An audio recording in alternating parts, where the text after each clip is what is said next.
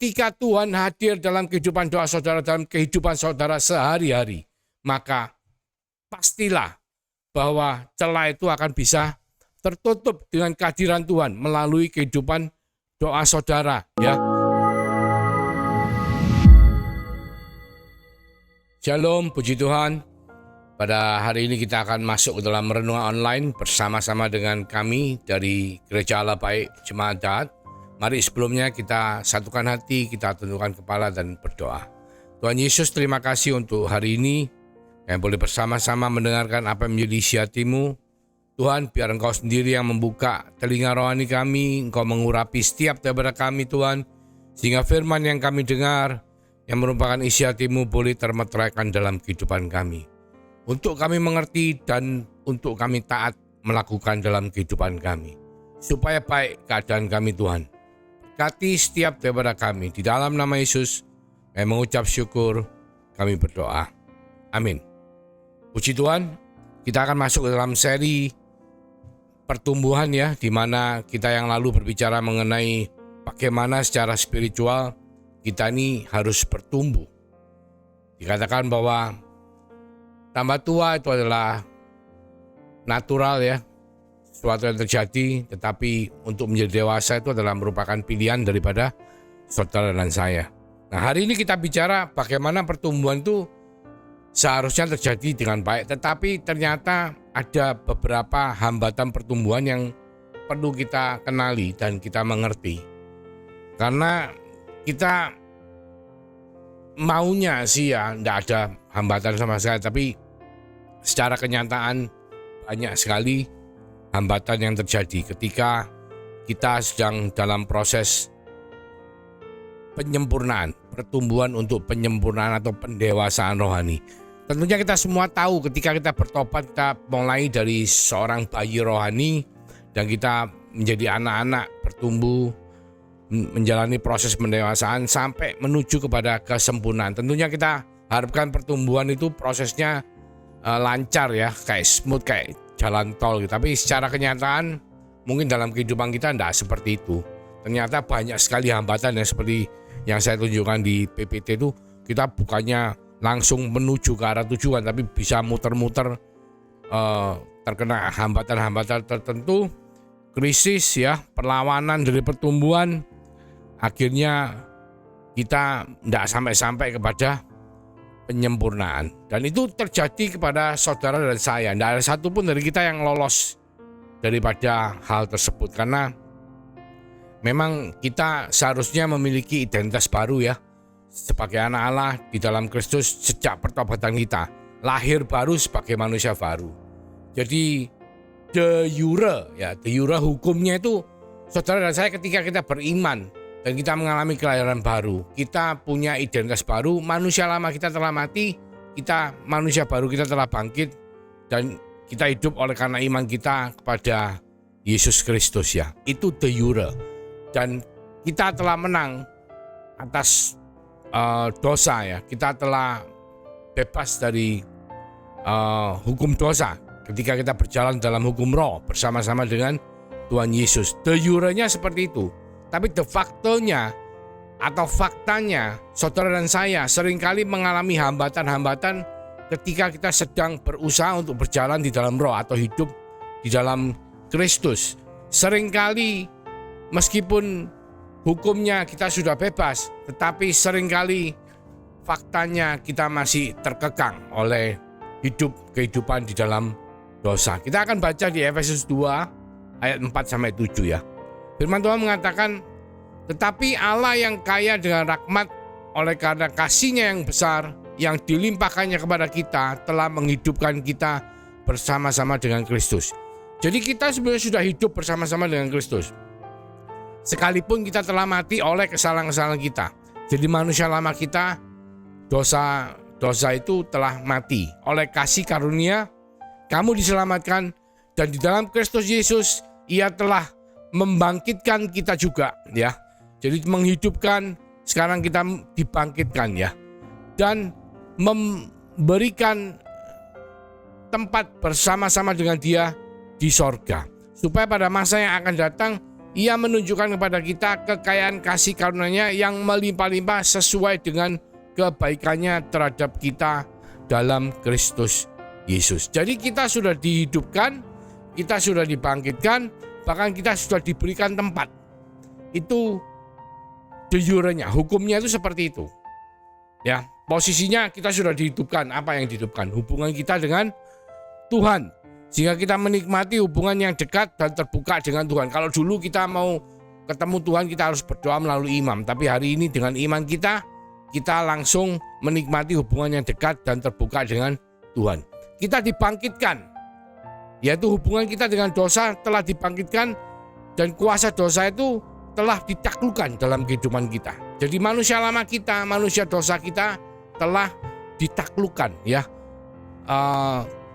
Apa yang Tuhan Yesus lakukan di kayu salib itu membuat kita menang atas maut. Sengat maut tidak mempan atas kita yang beriman kepada Kristus Yesus. Dan diberi tempat di sorga, ya. Hubungan kita dengan roh-roh jahat itu sudah, kita diberikan otoritas atas roh-roh jahat tersebut. Sehingga kita sudah menang atas mereka dan kita sudah punya tempat di sorga.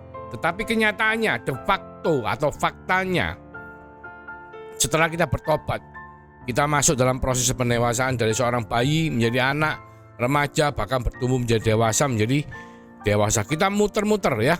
Memang secara posisi kita sudah menjadi manusia baru. Secara pengalaman, seringkali pertumbuhan dan pengudusan kita itu mengalami hambatan. Jadi ada progres yang kita sedang kerjakan dalam kehidupan kita. Tidak serta-merta kita hari ini bertobat, kita langsung menjadi pendeta yang kudus, ya.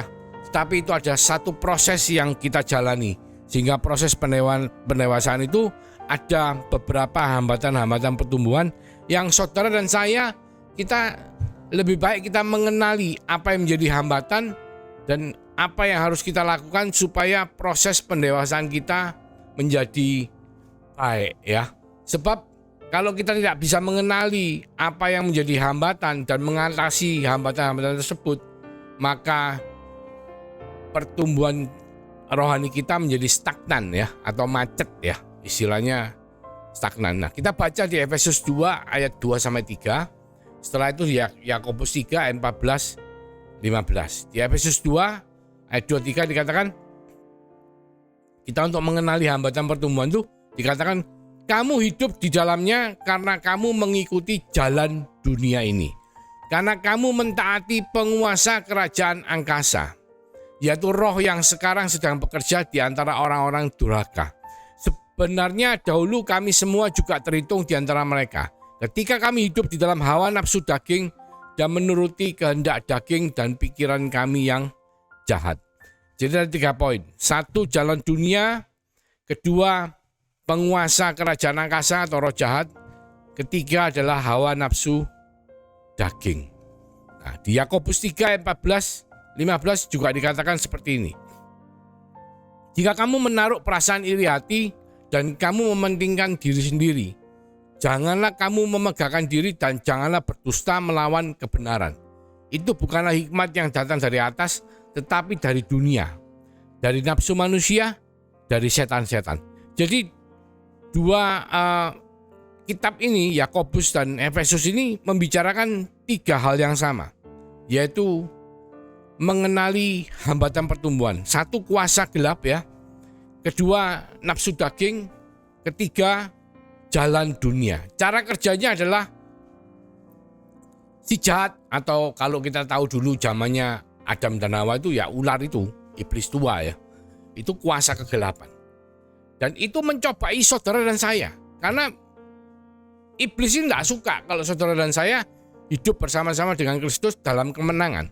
Jadi selalu mencobai kita secara langsung melalui keinginan daging kita. Karena kita masih hidup di alam natural. Sedangkan tubuh kita ini tubuh yang sudah jatuh ke dalam dosa karena Adam jatuh ke dalam dosa. Sehingga iblis berusaha mencobai saudara dan saya secara langsung.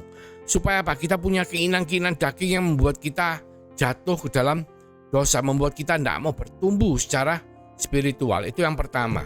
2, kuasa gelap ini juga membentuk atau membuat sistem di dunia ini, cara kehidupan di dunia, atau dikatakan jalan dunia, sedemikian rupa sehingga akhirnya jalan dunia itu mempengaruhi nafsu kedagingan kita. Contoh seperti ini, banyak dari orang-orang mungkin di luar negeri ya, enggak di Indonesia, mereka kepingin beli satu gadget telepon yang mungkin merek terkenal, supaya apa? Supaya dengan itu mereka gengsinya tinggi. Itu jalan dunia.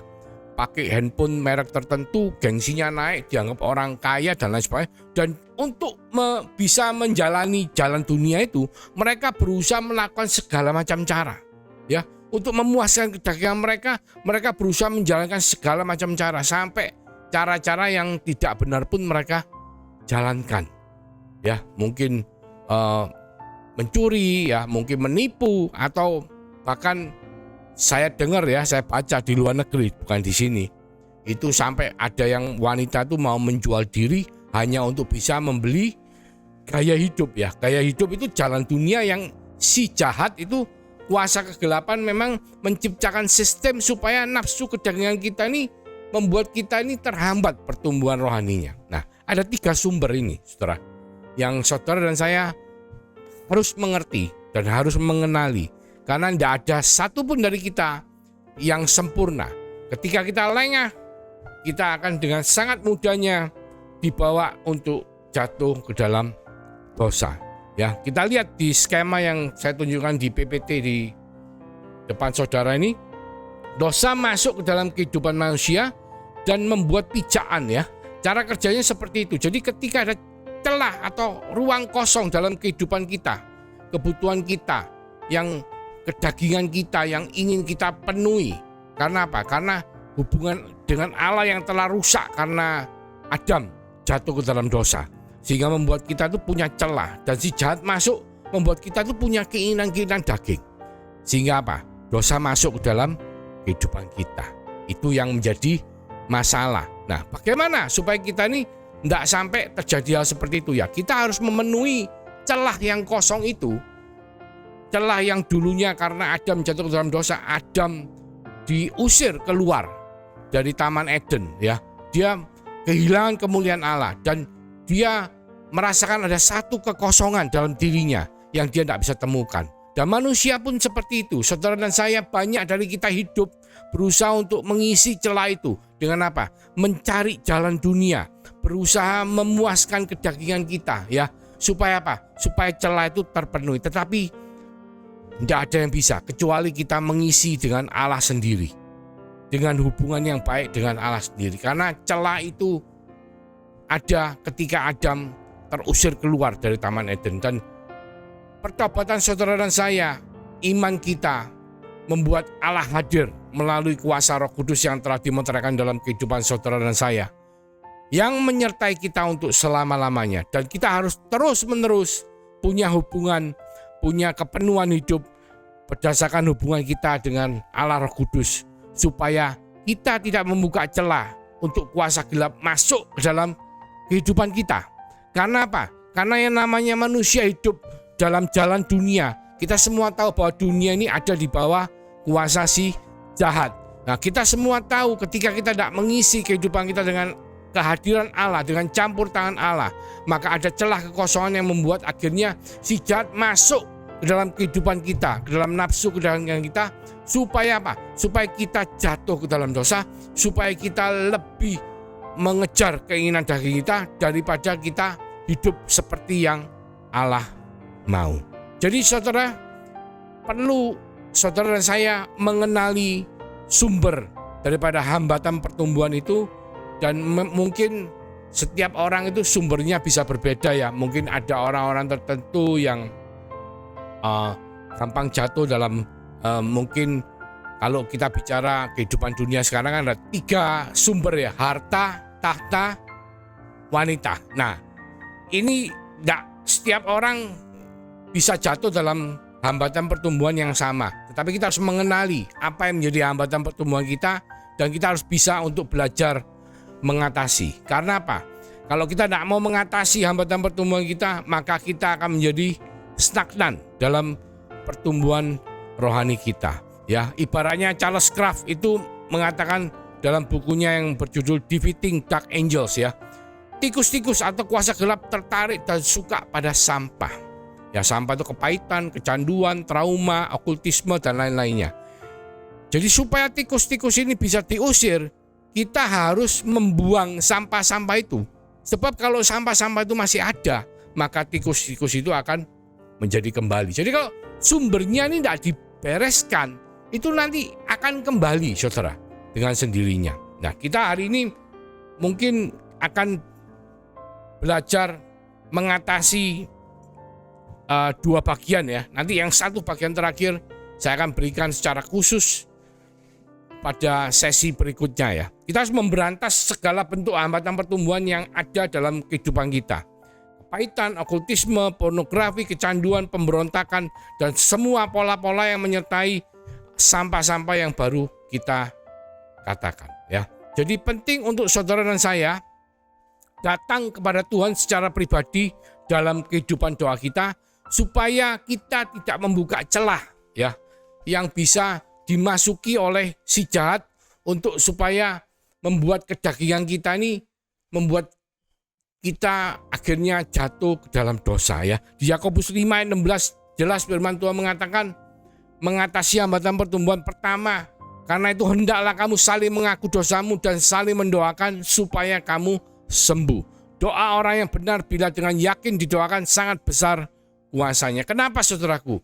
Doa membuka jalinan hubungan antara saudara dengan Tuhan. Sehingga ketika Tuhan hadir dalam kehidupan doa saudara, dalam kehidupan saudara sehari-hari, maka pastilah bahwa celah itu akan bisa tertutup dengan kehadiran Tuhan melalui kehidupan doa saudara ya.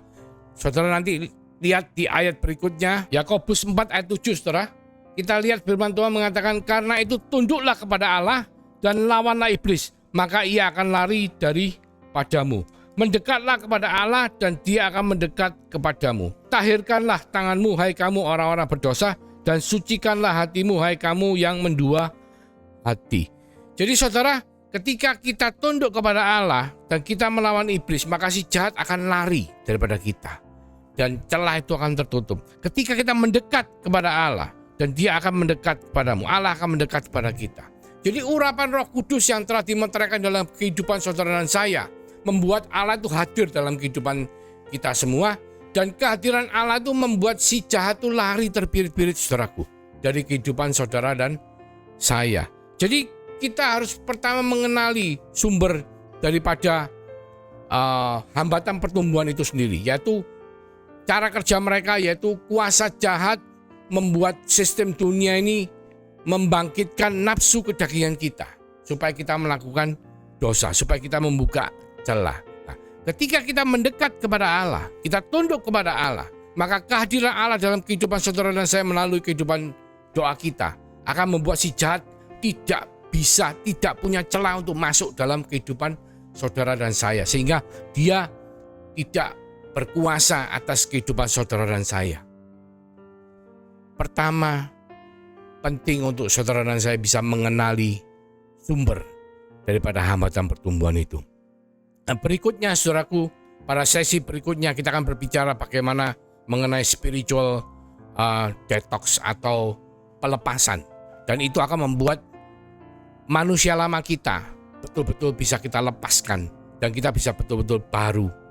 Menjadi manusia baru, bangkit dan lahir baru, bangkit di dalam iman kita kepada Kristus Yesus dan hidup di dalam roh bersama-sama dengan Kristus Yesus.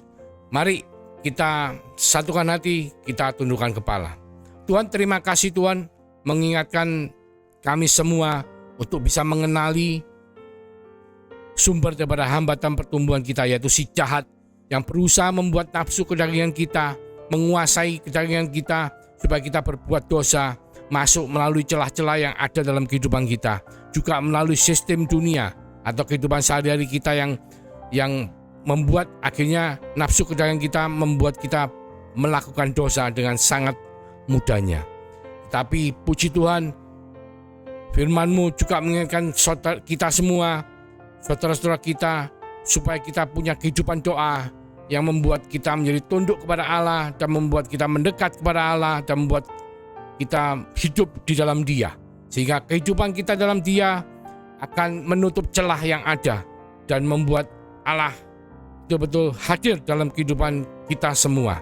Dan di situ hambatan pertumbuhan itu akan bisa teratasi dan kita akan lebih lagi bertumbuh seperti yang Tuhan mau kepada penyempurnaan, makin hari makin serupa seperti Kristus. Terima kasih Tuhan untuk firman-Mu. Berkati setiap daripada kami yang mendengar untuk kami boleh melakukan dalam kehidupan kami. Karena kami percaya ketika kami melakukan firman-Mu, maka berkat yang daripada Allah Bapa melalui kasih karunia daripada Tuhan Yesus Kristus yang akan selalu menyertai, melindungi, memberkati setiap daripada kita. Mulai daripada hari ini sampai Engkau datang kedua kalinya Tuhan, membuat kami makin hari makin menyerupai Kristus, bahkan sampai pada kesempurnaan pada akhirnya bersama-sama dengan Kristus Yesus. Dalam nama Yesus Kristus, saya mengucap syukur. Haleluya. Amin. Tuhan Yesus memberkati.